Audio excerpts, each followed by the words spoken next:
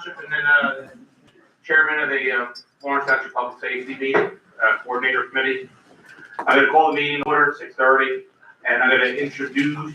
This is a special meeting of the Public Safety Committee to discuss the current study. At this time, I'll turn it over to Public Safety Director Chris Longo to introduce Paul Bishop. Hi, thanks everybody for coming out tonight. It's a really good turnout. For those of you who don't know me, my name is Chris Longo. I'm the Public Safety Director and the Municipal Deputy Municipal Manager. So thank you all for coming out here. The reason that we called this meeting tonight was to give you a little bit of an idea of, before we start this study, really get into it, give you a little bit of an idea of what the process is going to be, the timeline, the scope of the study, so we're all on the same page. So when the study's done, we don't have any surprises. Everybody's kind of along the same line. And we'll be doing some updates. I'm managing this project for the township. So you'll see me interacting with Mr. Bishop here. And I will keep you up to date as we get some meaningful information. So this is something that I want to do in partnership with the community, as we develop and as Paul develops the study information. So if you have any questions going forward, feel free to reach out to me at any time. My information's out on the township website. If you need to get in touch with Paul, I'm sure he'll give you his information. The way this is going to go is Paul's going to go through his presentation tonight. After his presentation, we'll have time for some public comment. And if you have any questions, you have some input, we're not going to limit you on time, but just be respectful of everybody's time. We're very early in this process. It really hasn't started. Very preliminarily, Paul's getting into some of the data, but we'll go into that. We're not to the point tonight where you're going to hear recommendations or anything. I don't think that Paul has the information yet to do that. So again, thank you all for coming. Paul Bishop from CGR, and here's yours, Paul. All right, thank you. You guys good with the audio? Okay. I have to stay over here so I can navigate the computer. You'll see why in a few minutes. And I appreciate the opportunity to be here tonight and all of your time and attention to be here. So a little bit about CGR. CGR is a private nonprofit consulting firm. We're headquartered in Rochester, New York. We've been working with communities for 110 years. We do our work across the Northeast. We have some experience locally. We, a few years ago, now a little bit over a decade, Princeton, New Jersey, went from being a borough and a township into one big municipality. We were integral in that study, helping them get to the finish line, helping that vote happen. We've also done a number of fire studies in the state of New Jersey, as well as across the Northeast. So I have experience working with fire departments, working with ambulance agencies. Personally, I've been working as a local government and public safety consultant for the last 14 years. I've been a paramedic for 30 years, and I continue to do that for the town where I live, although being a paramedic is now part-time, as this is my full-time job. What we're going to do tonight is give a little bit of an introduction of our study process, give you an update of where we are in it, which is, as noted, pretty early on, but we do have some things that we'll be able to share tonight. And then we'll be happy to participate in the discussion as it goes on.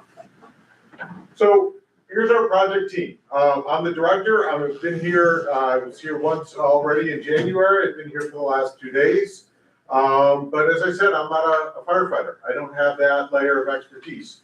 So as a part of our team, I have Jim Harrington, who's a retired fire chief. He was the first career fire chief in a combination department outside of Rochester, New York, in the town of Gates. Had about 60 full-time firefighters on the force when he retired, as well as about 30 or so volunteers at that point.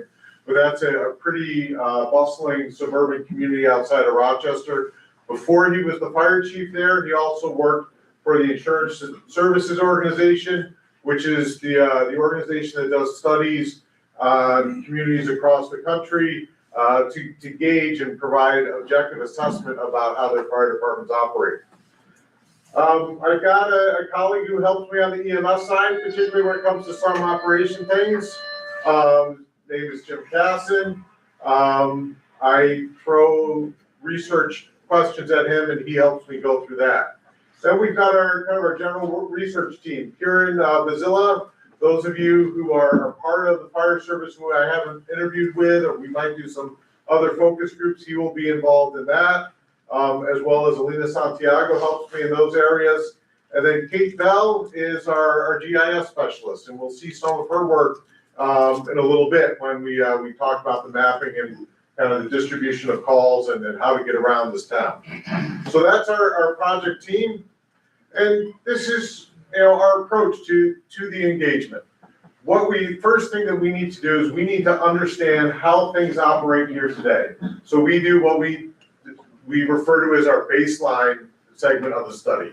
And that's where we are right now. That's the meat of the fact finding, where I requested information, gathered a lot of information about calls for service, about the vehicles you use, about your stations, about the number of people you have, what their credentials are, what their training is. So it's a whole bunch of objective information that we gather, we make sense of it, we distill it down, we find the kind of the key themes, and at the end of that, we report it back in what we refer to as the baseline report. Now, that baseline report isn't always made public, not because there's anything secret in it, but because it's just a foundation. We want to share it back with the experts, though, in the field to make sure we've got those facts right, to make sure that we didn't miss something. Because sometimes we do. We ask a question, we think it's the right question, they answer that question, and we realize we forgot some part of it. We've already discovered that with some of the EMS data. We ask the question one way, and then we realize we're missing one segment of calls in the way I asked the question. So we were going back and forth today about how do I fill in that gap to make sure we're getting the full picture about EMS in the town.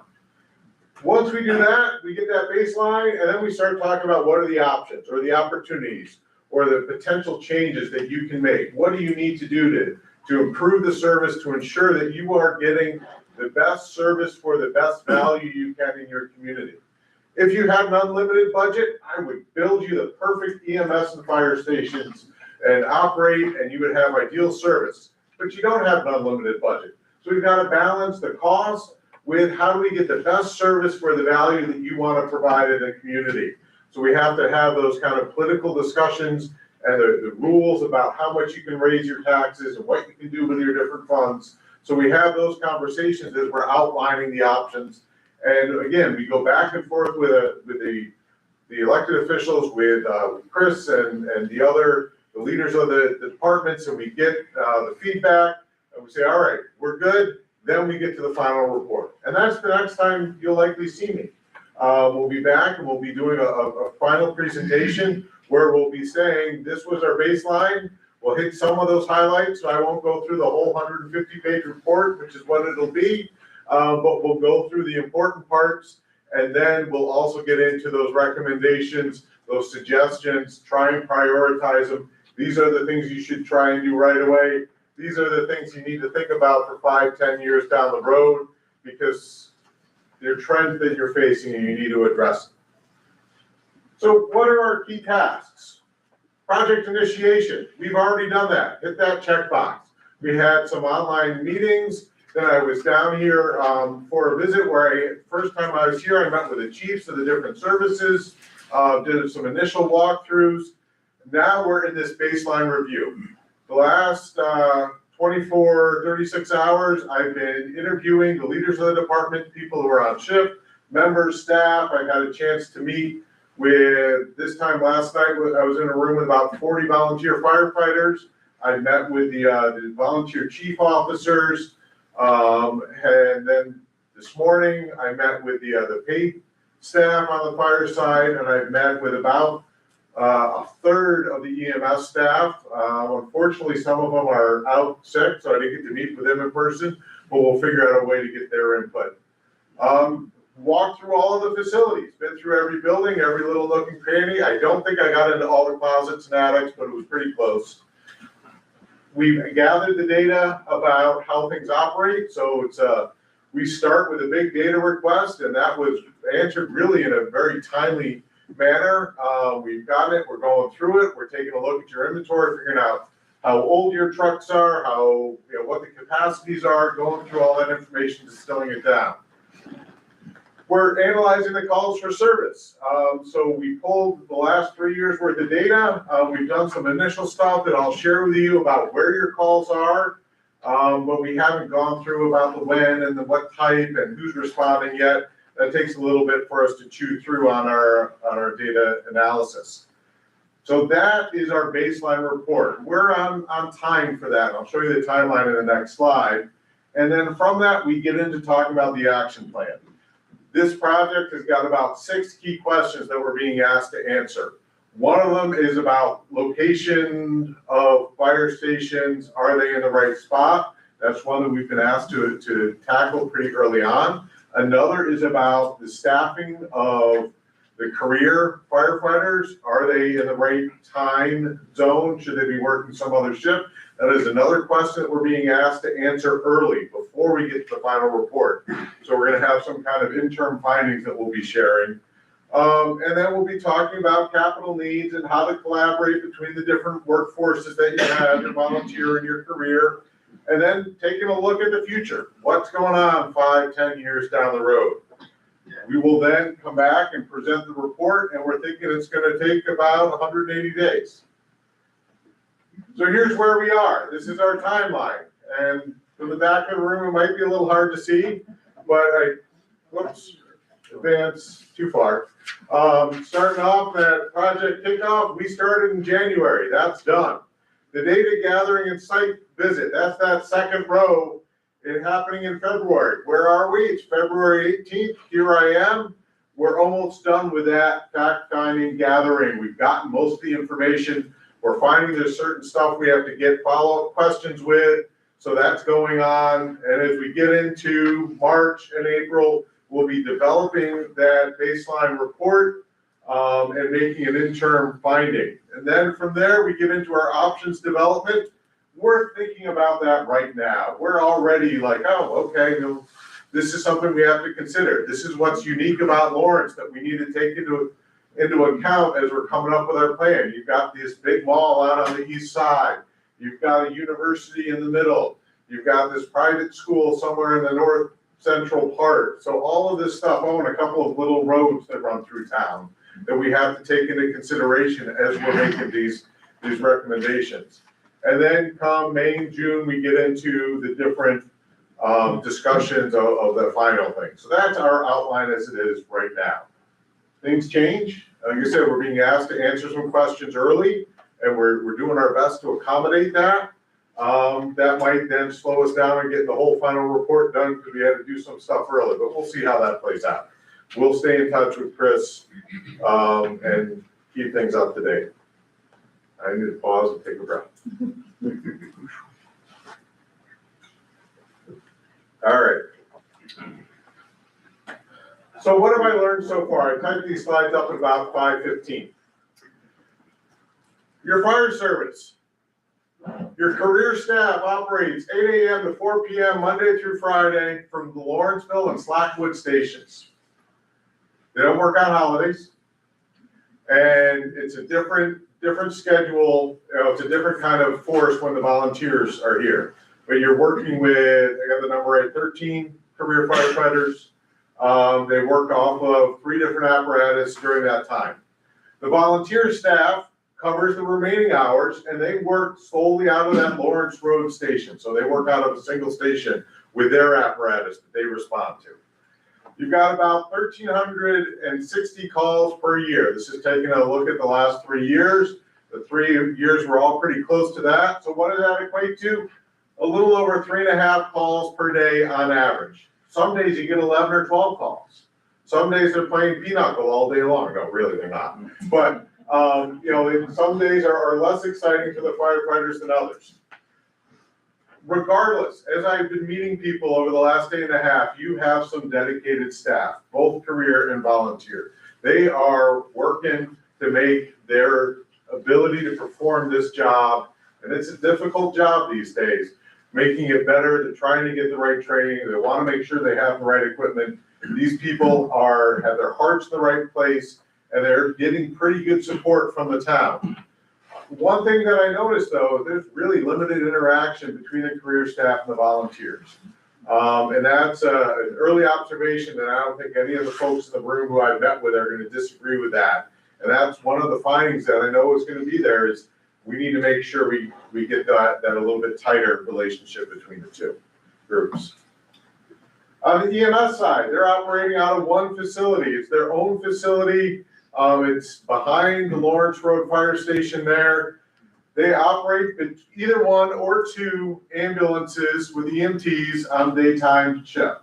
And it's one or two because they work two different platoons during the day. One platoon has enough staff for two ambulances. One platoon has enough staff for one.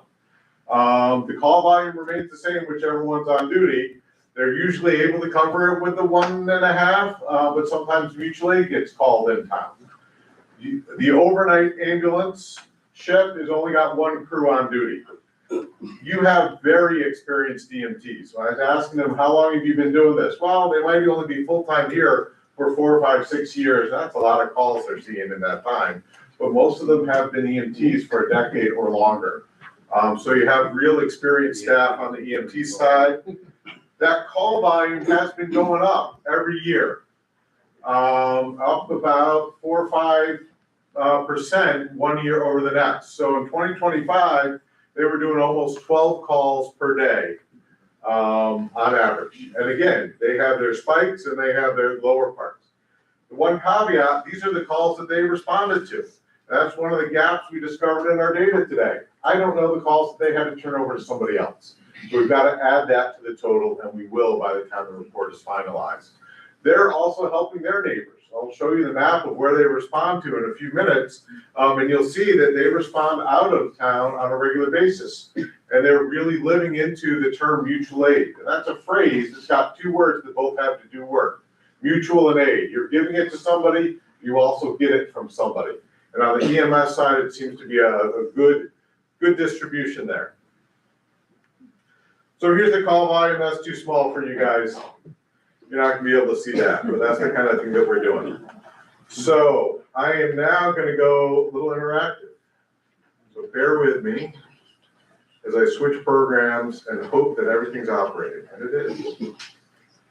But we don't want all that. Hang on.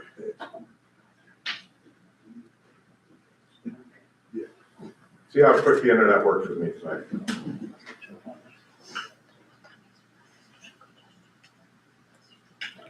All right.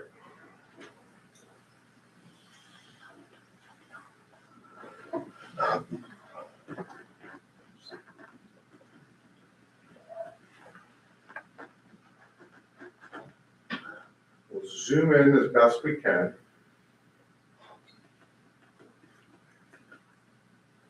So as you're keeping track, this is the Township of Lawrence. Now, we use interactive mapping, and we share this. Chris already has access to this map. And as the report finishes, we will make sure that it is a publicly available map, because we want you to understand what's going on. And mapping these days, the programs are sophisticated, but they get really busy really quick. And if you don't have the ability to zoom in and turn things on and off the way you want to, it's hard for you to follow the story. But I'm going to start with the first chapter of the story. Is we want to be able to highlight where are your stations. So that's what we've done here on this map. I've got your 3 locations, the Lawrenceville station, the Lawrence Road station, the Slackwood station. We've got the weird border of the town of Lawrence. We won't go into how borders were created in this country. They don't make a lot of logical sense, but they're what we have, and we live in it, we've got to provide the service in it. Okay, some of it makes sense when you have rivers and stuff, but other things, they don't make sense. So we have those 3 locations mapped out. I didn't put the EMS station separate because it literally shares a parking lot. So we just have to remember that it's down here at this station. I also have where we're sitting right now, the municipal center, as a location on the map, and we'll talk about that in a minute. But so this is what we're doing, and as you can see, we can zoom in pretty tight. And I can take a look at what's going on around each station, and this makes a little bit more sense when we begin to put calls for service up. But this is our map of where things are. And then what we do is we begin to build our story. And the first thing that we want to do is we want to get a sense of how far we can travel in a given amount of time. And we got to work with the internet here, and hopefully it'll cycle soon enough. There we are. So these splotches are a 1.5 mile distance by road from each of the locations. So if we zoom in here down on Slackwood, we see that that 1.5 mile territory response goes out of town in a pretty good direction, 3 different ways. Your 1.5 miles from Slackwood is into another municipality. The other thing I can tell you is because of this dark shading here, you're also within 1.5 miles of the Lawrence Road Fire Station, just up the road. So there's some overlap in that coverage area. And then we go a little bit north, and here's the Lawrence Road Fire Station. And this area here is showing their coverage area. It's green. Where it overlaps with Slackwood, we get this nice brown color.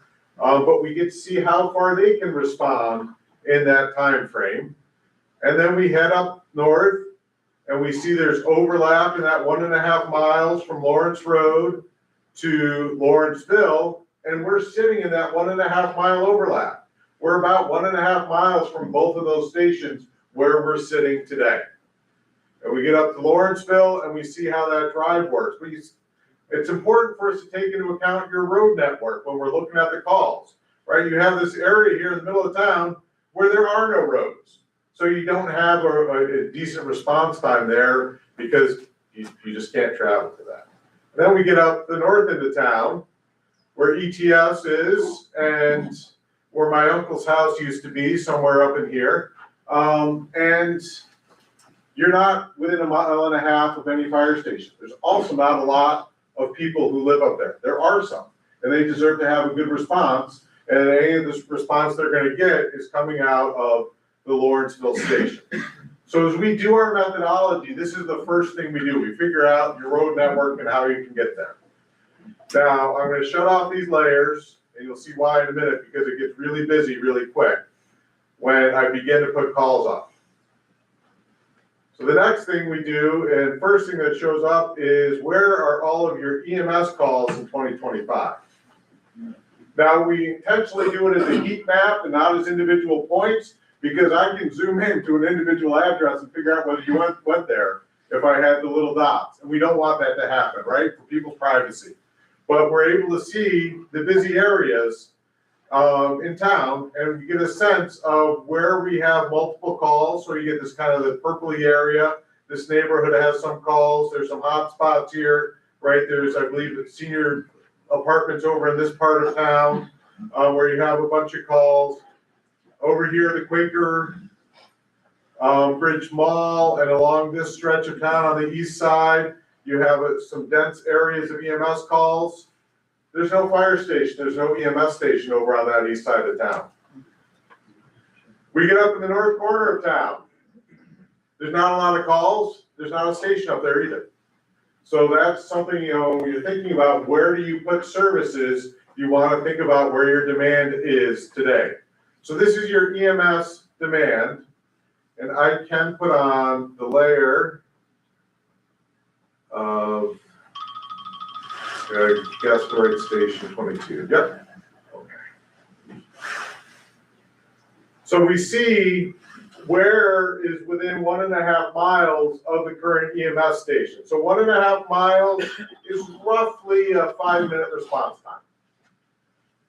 Because if we're driving somewhere near the speed limit, it takes us a minute or so to get to the ambulance, and then to get rolling and such.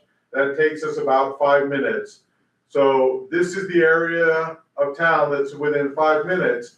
And when you look at where your densest areas of calls, they are there, but there are some dense pockets that are outside of that. If I were to throw in a 5 mile, which is going to be about a 10-minute response time, you're going to cover the whole town. And that's really sufficient for the vast majority of calls that an ambulance is asked to go to. but we look at ideal performance, and that's why we focus on that 1.5 miles. So that's the story with EMS, and we turn layers off and on. So there goes that, and then we turn on the fire calls. And here are the fire calls. And lo and behold, Lawrence is like most places I've gone to work. Your fire calls and your EMS calls go in about the same places because they're both serving people. And now some of this is overlap because the fire department does respond to some EMS calls. But you see the same areas are relatively busy.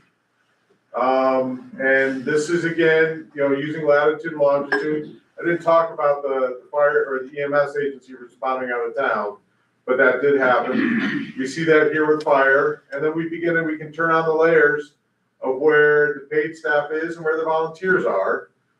And you can begin to see how you have your coverage. So one area that both fire and EMS would have some struggle is on that eastern edge of town. There's no station over there. When we talk about what the town should think about for 5 or 10 years down the road with capital planning, we begin to think about where are our gaps. And then we also want to think about what is development that may or may not happen in this town, and where would those be, and how would that impact the demand? We don't know for sure what's going to happen, but we do know where there's conversation about different development and what's forever wild and what's forever farmland and things like that. So those are questions that we ask, we try and take into account when we talk about where you need to put your facilities and your people. So, as we're talking about what we've learned so far, this is the end of it at this point. We have more that we're looking to gather about your calls for service, but when we talk about locations, we already have that. Like I said, we're sharing it already. We're gonna resume the slideshow, but I didn't trust the internet, so I did screenshots of all the maps, but I didn't need them. So what's next? I got follow-up interviews. I don't know if some of you might have noticed I passed my business card over to the fire marshal because we didn't find time to talk over the last couple of days. We need to talk. I need to get to know him. There were people that were not available on the EMS side. Some stuff has come up related to dispatch and other things that we need to chase down answers for. Some financial stuff has come up that we need to get answers for. So these are the kind of supplemental follow-up interviews we're going to do. Supplemental data requests. I mentioned, this gap in the EMS data that we didn't think was going to be there, we found. It's early in the project. This is when we want to find these things. We get the supplemental data filled out, so we get that complete. So then we do our complete data analysis. What I showed you tonight is very preliminary, very early in the game. We're looking into more. We'll look at it in different, days, times, look at what your response times are, different times of day, take into account weekends and things like that to try and figure out where the service is good, where the service needs to be improved. All of that goes into our baseline report. And as I mentioned, we've been asked to opine on a couple of things early in the project, and we will. And those are our interim recommendations. And then we draft our full options report. We share it as a draft, and we want to keep it a draft initially so that people have a chance to look at it, review it, see if we made a mistake. While I was taking notes during a meeting, I wrote something down and I reversed the numbers. Any of these things happen. We're human. We want to share it while it's a draft so we have a chance to correct it before decisions are made based on it, before it is made public, and then we get into our final report stage. And that is the end of my presentation. I have my email up on the screen. It's P Bishop, so P for Paul, Bishop, common spelling, chess piece, at cgr.org. And I'm happy to get emails. It really is the best way to chase me down. Sometimes I'm in an office, sometimes I'm at home. So I share my email pretty frequently or pretty regularly. And I'm good. Thanks, Paul. If anybody has any questions or commentary, wants to share anything with Paul, I just ask that you sign in up here and you're free to ask questions again. We're not going to limit you to time, but just, be respectful of everybody's time. Anyone? No,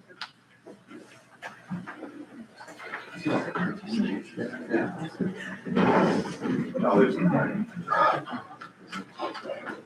Sorry, I was gonna try to get a quick one. Oh, no worries. And I was late, so I just wanted to.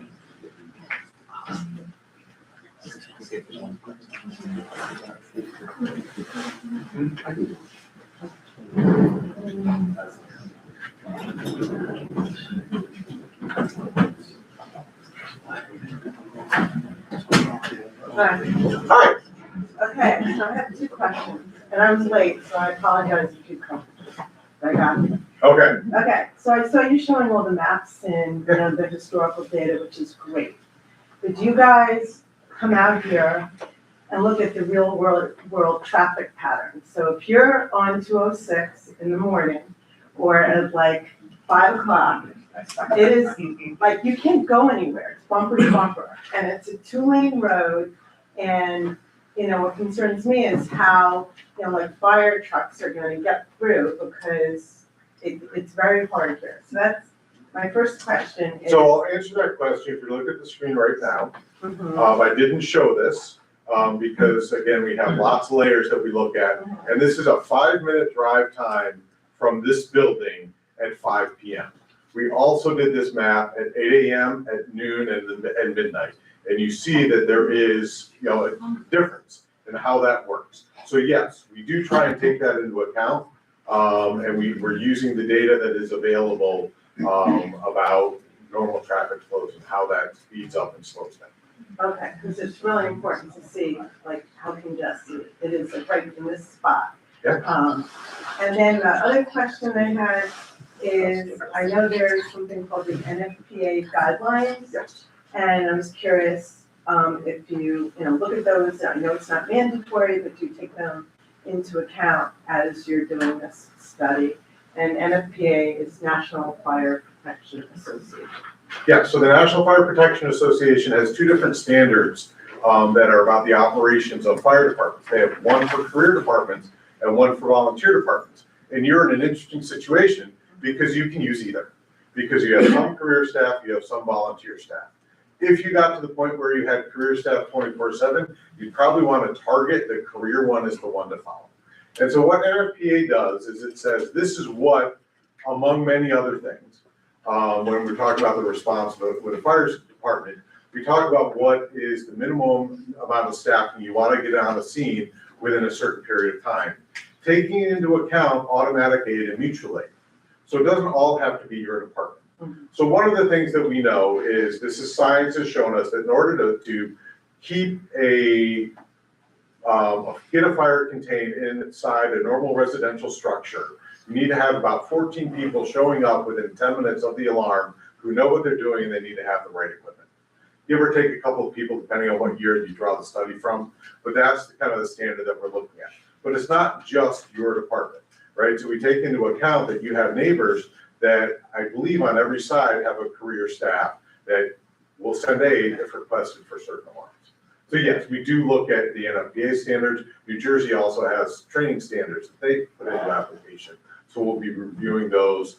We do know that all of your entry-level firefighter, or everyone to be an entry firefighter, has to meet those standards. Okay, because my biggest concern, to be vocal about it, is consolidation, like one central location. I lived in another community for a very long time.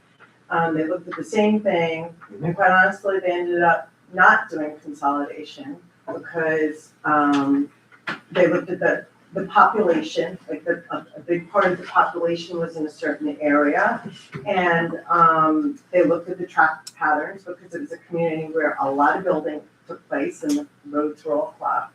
So, you know, knowing the geography around here and part of Warren's Township being across Route 1, you know, a dense population down 206 and not being able, you know, getting all log jammed up here, like that just raises concerns for me personally.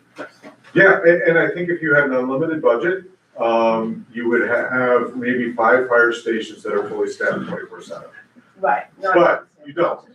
But And this town so, didn't have an unlimited budget either. They Yeah. took some older houses that they had, they refurbished them, et cetera. Yeah, so that's, when we say, so we're not being proscriptive and saying this is what you must do.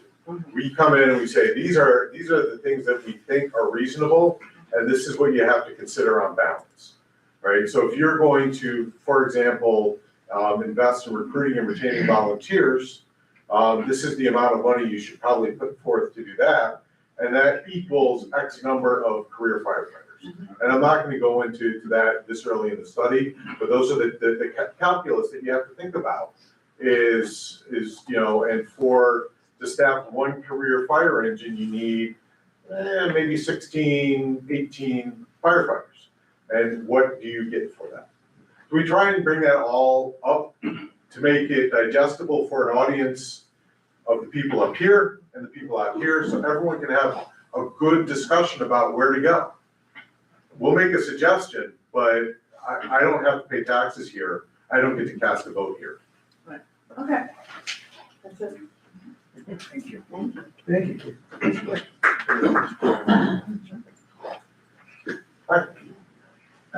Want me to sign in or just you? Yeah.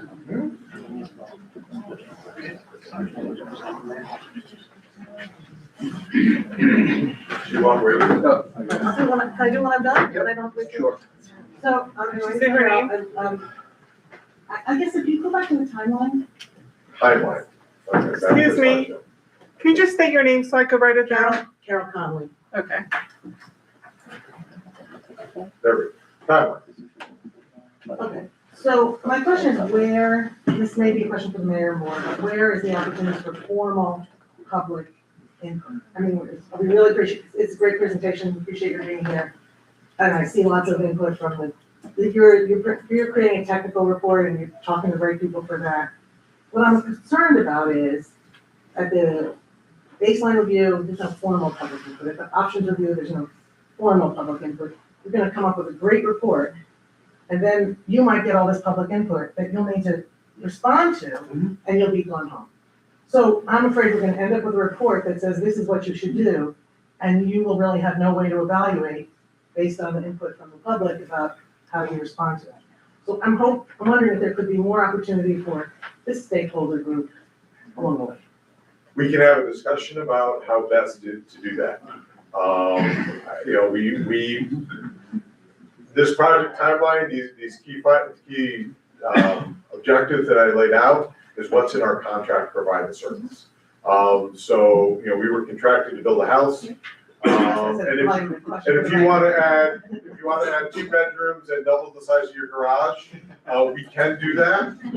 But we need to have a discussion about how we're gonna do that. Or if we're gonna add 2 bedrooms, does that mean we're getting rid of the sunroom and building a smaller kitchen? So those are all, we do have some ability to flex parts of the report or the parts of the project, and see where we need to be. For example, I wasn't planning on having to give interim findings about some stuff, and they said, we really need you to, so we're adjusting some things to make that happen. Alright, So I guess that's my point, if there's a way to sort of not to have all the problems at the end and then have trouble responding because we don't have the experts here to say, well, you could do that, but you'd have to switch. And when we're here to deliver a final report, it is our best effort to that point, based on as much input as we can gather, that is objective. And then there are passions, emotions, and opinions that also need to be considered, because these decisions are not necessarily clear and logical. You have to take other stuff I into totally get that, I'm just afraid that we make those decisions, those, not just passions, I mean, those are legitimate, your regulations, there's a 60-day comment period. Those are sort of legitimate things for our town council to take into account, and if it's just a fait accompli report, and they don't have the technical expertise to say, yeah, we would like to respond to that, what are our options in that case? I guess it's really for you, but to have some opportunity for some more formal input from the residents would be.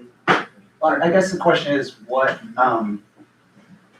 2 things. I understand what you're going for. Sorry, I was a little late. I understand from my understanding, the CDR report is to give us the technical background, the information to sort of help guide our decision, right? And that township council in partnership with the manager and finances and everything else have to make that decision and respect the community, right, where your voice is up here. So I think of it as, I don't think it's not a fait accompli by any means. The idea is to get, I mean, we heard this loud and clear 2 years ago. We needed to have something with a little more meat on the bones to understand what's really going on in this town. And I think from what I've seen so far, it feels like there's a lot more data that's being adjusted. We learned a lot today. Even if it's just your preliminary, thank you for sharing what you did, it goes to show that there's sort of this depth already. I will definitely be staying in contact with Chris Longo about where this is going, and I hope to sort of stay in contact with him and sort of ask those questions and any of the council members can have that opportunity as well to sort of be the voices of the community in this sort of quiet phase, so that we don't end up in June going surprise, and everybody going, what did you just come up with? This is insane. Why are we having a firehouse all the way down at the Brunswick Circle? That doesn't make any sense, right? Like, it has to, we need something, I think council needs to get something that makes sense. Sort of our initial reaction, it needs to sort of. I totally get that, and you don't wanna keep hearing from me, I'll stop, but it's just that we will be sort of surprised at the end, so I want the opportunity for you to be able to respond to maybe if you hear. I'll ask one question, sort of pushing back slightly. Judging by the calls, that the historic calls patterns, that kind of gives you a sense of where you would think a firehouse could be, right? It's one fire. No, but see, I think we need to step away from the one firehouse thing. No, but I'm saying for the benefit of everyone, just stay away from consolidation right now. This is a new study, a new report. Let's see where the data leads us, right? And so one could say, to his point earlier, in an ideal world, 5 houses would make sense, maybe 3 houses, but in different places would make sense based on those calls. And so let's just see how it plays out. I'll stay in touch with Chris, and maybe depending on what the contract is, maybe we can kind of have maybe an interim finding just to kind of. I mean, honestly, my address notwithstanding, I don't have a prejudged, I don't know, I'm looking forward to seeing the report. It's just that I don't want your hands to be tied once you have this technical report, and it's gonna be hard for you to respond and do something other than what the expert's recommendation. That's. And a couple things. Our organization has been around for 110 years. We're not going anywhere. I'll pick up the phone, I'll answer the email, because our reputation of staying involved and making sure that we're providing the right answers is integral to our ability to continue to get work and do this kind of thing. And then we make our information available. This mapping isn't gonna disappear when I turn in the final project. Yes, it'll be based on 2025 data, but I imagine if we were to take the calls from 2020, well, COVID was weird, so we won't use that year. But we'll say 2018 and 2025, they're probably not very different. So, the data we have for 2025 will be able to help inform your decisions for 5 to 10 years. Well, thank you for that. Thank you for the presentation. Thanks for that. Comment.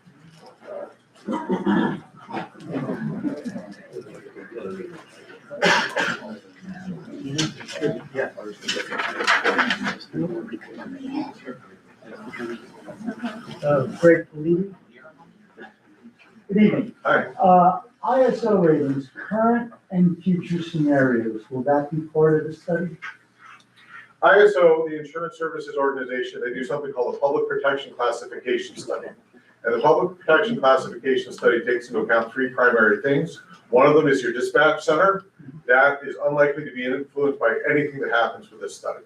The other is your water service. That is unlikely to be influenced by anything in your study. That is half of your PPC score, is those 2 things that have nothing to do with what we're talking about. Now, what we are talking about is the other half, which is your fire department. We've already gotten the PPC report. I have it somewhere in my briefcase. I haven't read every page of it. But what we typically find in a community like this is we would look at it and find areas where you have some shortfalls. And I'm just gonna guess, based on previous organizations like this that I've worked with, you have shortfalls in how you record your training, you have shortfalls in your ability to do training, and you have shortfalls in your pre-planning. That's just my guess. I may be off on those, but those are all areas that you can do things about to improve your ISO rating, with limited changes to your staffing. If you adjust your staffing model, is what's one of the things that the ISO looks at is how many people show up when you have fires. They don't say just, for the smoke in the building. They'll actually go back and look, how many of your volunteers came out when you had a car wash on fire last week? How many volunteers actually showed up that night? They're gonna look and say, oh, they had 12 volunteers show up that night. That was a good response. We're gonna count that well. And then during the day, you have 13 firefighters on duty. So they count that in a different way. And that all comes into a calculation about your ISO rating. So we look at it, we say, these are areas that we can see that you might want to improve on. And you wouldn't want to do this because this might make it worse. We also look at what's called the standards of coverage. And that was the mapping that we've already done. And that is, they look upon what's referred to as the built upon area in your town. So they don't count the swamp that you don't have any houses in. They want to see where your calls are and where your responses are. And I can already tell you that you have a pretty good, from your couple of stations you have, responses to those calls, except on the eastern part of town. So there will be something in there about the ISO ratings? I'm telling you what I already am making the guesses as to where it's going to be. I will confirm, we'll put in that additional information. And that 50% you don't control, well, the county controls some of that. And maybe you need to reach out to the county and say, you need to have a couple of extra dispatchers on because that's an area that we got graded poorly on. And so did every other fire department that uses the county service. Yeah.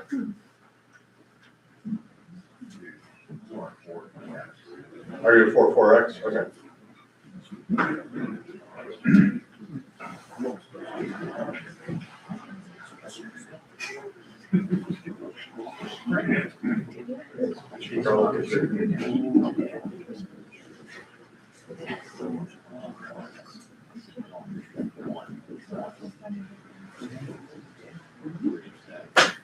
Hi. Hi. Andy Pacino. Just curious, great presentation, a lot of good early preliminary data. ISO was a question and you covered that. What about future development? We all know there's fair share housing and things that have to come into town that are planned and built. Is that in your model? Is that being looked at? The density of that housing? So we have asked for the town's comprehensive plan. We have asked for, and have not had yet a conversation with the planning department, but generally speaking, if somebody hasn't put in the request for the permit yet, it's hard for us to make a decision about that, about how that'll come. So we have affordable housing areas set up, right, where we know development's gonna be, the town has a plan for that. Okay. Just asking that should be considered part of this study, because you're saying 5 or 10 years down the road. Yes. It's gonna be here, so. Your 3 fire stations haven't moved in 100 years. Correct. So if you had 1 fire station that no longer exists, so that one disappeared. And if I'm correct, that's on the area of town that doesn't have great service at the moment. So, the next fire station, if there is one that's built, is gonna be there for 100 years. Sure. So we do try and take that into account, but when they built the fire stations, you have 295 didn't run through the middle of town either. And you're only looking at 2025 data, is that correct? For precise location of calls, that's the only one we're choosing to map, yes. Okay, I'm not sure that's, okay, all right. I would say you probably understand. Again, if you're gonna try to project trends forward, now you take one sample set from 1 year and say, this is gonna be a trend for the next 10 years. If you're only looking at 1 year, you really need to look at a series of years. I agree, throw COVID year out, 100%, but there needs to be a wider sample. So you can see how the town has grown and where the call volume is. I appreciate your perspective. Okay. Yes. Thank you.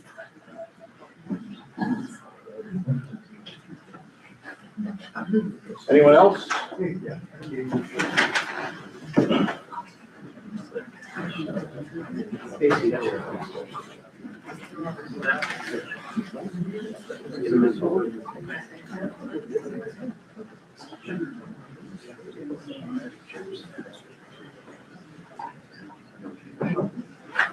For the record, my name is John Pello.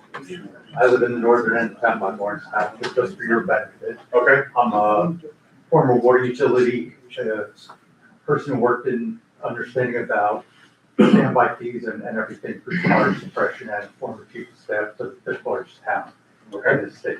I want to first thank the mayor, thank you. Understand the context. Previous reviews of this, I don't think really started with this premise. Let's really get input and see what the facts are. Towns even as large as Edison that have paid firefighters, and towns like Woodbridge that have fire districts, and Hamilton, they have volunteer firefighters too. The conflict you're talking about is not unique for Lawrence Township. It's probably a bit unique for New Jersey in the way we handle municipal service. So I hope you somewhat reflect that what's here is not a premise that's a unique problem, or something that only is experienced in Lawrence Township. I apologize if I gave that impression, because friction between career and volunteer is common in nearly every combination department that I've ever worked with, to one degree or another. The other thing is, are you getting data for emergency service on private response and private billing?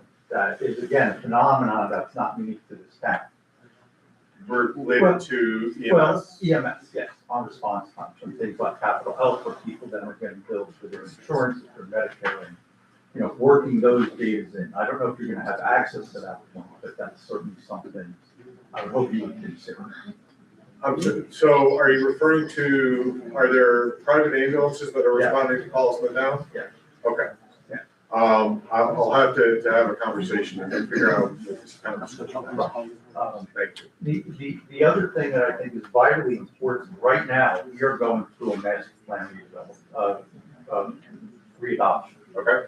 There are going to be significant factors into that redevelopment, into that new plan. Not only on our affordable housing needs, but senior housing, but most significantly, the future of a major regional mall. You have to consider where those factors will go and the timing of that into the time of your report. Because I'm concerned you're going to be working on land use information that could become outdated and not give you the data you need of where things may be 10 years.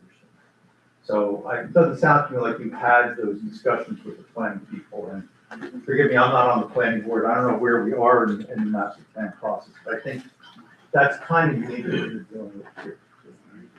I will share that we just finally finished, I believe, fingers crossed, we finally finished all of our numbers for the affordable housing. There are a few interveners, and so there might be a reason why CGR hasn't gotten the latest and greatest from the planning department. So. But, the other aspects of what's in the master plan. The other thing I think you need to consider, I know it's been raised, is, I guess I'm a little bit concerned. I won't question your methodology of how many years to look at, but, there is that saying, past experiences and results don't give you future prediction of what's gonna happen. And the basics of public safety in any community in this town is you have to be able to respond at any point in time to any need for a public safety response, be it police, fire, or emergency, at any location in town. I would suggest that one aspect if you want to look about what it's back when somebody talked about traffic. Try coming from here or from the Lawrence Road Fire Station and try responding and how long it takes you to drive from there at any of those time periods you want to look at. The ETS in the north, to the Trenton Farmers Market in the south, to the east to go to Costco, or across train tracks to Lawrence Station, and to the west going towards senior housing off of Federal City we're going through some major traffic evaluations for new lights and needs, and I think you need that data too, because that's really a lag of response to where patterns are reflected in the need for the town to improve our infrastructure. But I think you also have to look at the fact that even with some of the improvements we've had done, like up here at Franklin Corner and 206, it's still dependent on traffic signal improvements for what flows in the town. We have a regional mall, we have 2 township malls, we have 2 US highways, plus an interstate that comes through here. We have a university that has a graduation ceremony and other events that can drive traffic off the highway. I hope you also will look at the need for response to towns to any emergency on any highway that transports the town, which isn't a response to it.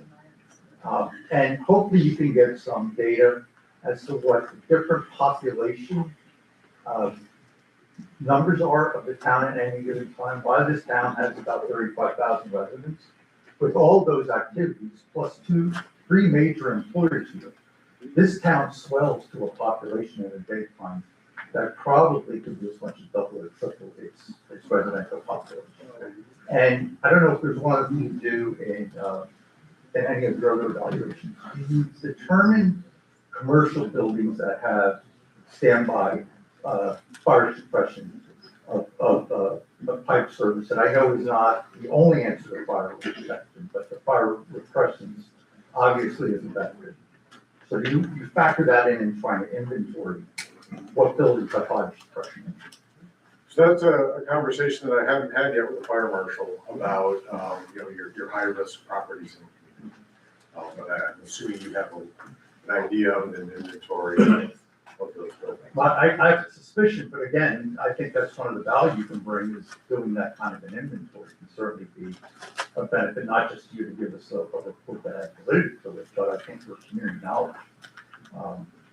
But I think this is, I appreciate this, but I think you heard this has to be an ongoing dialogue, an opportunity for more public input and more public education. So I also want, I'll push back a little. Okay. I've been asked to be here for 5 months. This community was founded 16 something, right? Your public safety has evolved since the early 20th century to where it is today.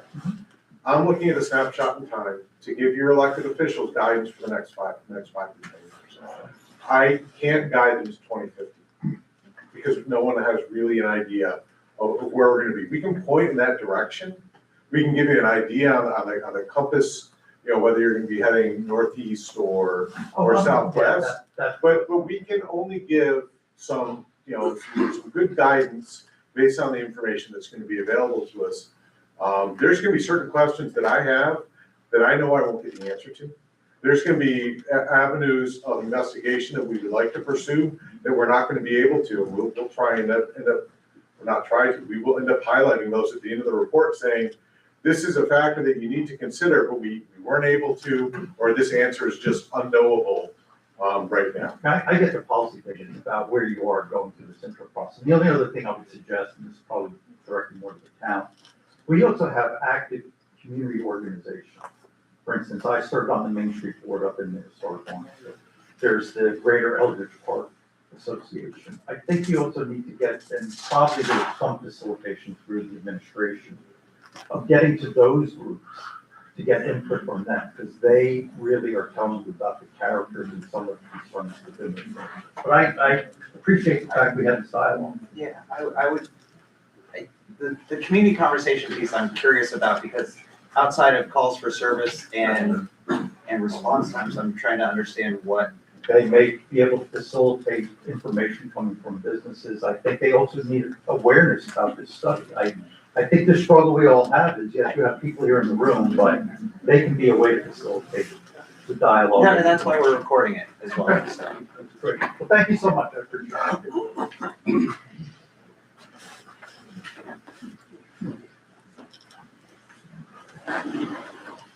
Anyone else? Yeah, there's your chance. Well, thank you, You Paul. won't bite. Hey, do you have anything before we wrap up? I just want to say the turnout is incredible. I'm really impressed, although not surprised. at the passion and the interest that this community has. I often say that one of the upsides about Lawrence Township is that everyone cares. One of the downsides as an elected official is everyone cares. So I have to sort of take that into account. But I appreciate the questions and comments, and definitely I and my colleagues on council will be talking with Chris about what this contract might look like in terms of trying to get more input. But I'd say right now, my perspective personally is that I'm looking at CGR in this process as really giving council some idea of how to make a decision, right? I think at the end of the day, it's gonna be council's decision in dialogue with the community, and less so about you telling us. I mean, you can guide us, of course, and that's what the report's for. But at the end of the day, it's not gonna be CGRs coming in and saying, this is what it is, everybody take it, and I'm out of here, right? It's gonna be up to council and development with the community. So look forward to the journey ahead. And also excited that it's gonna be June. I mean, it's been 2+ years on since those contentious council meetings, so I'm excited to keep starting with this thing forward.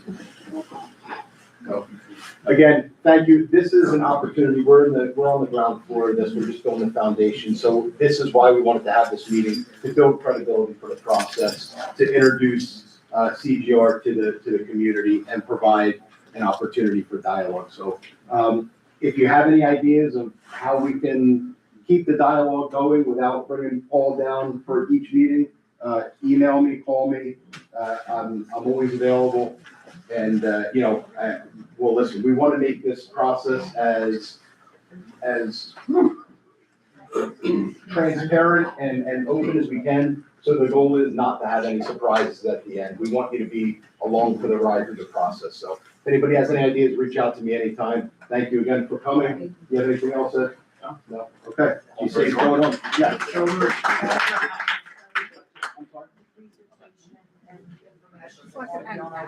Yeah, so we'll put the presentation, we'll get that, and this is also recorded, so it's on your.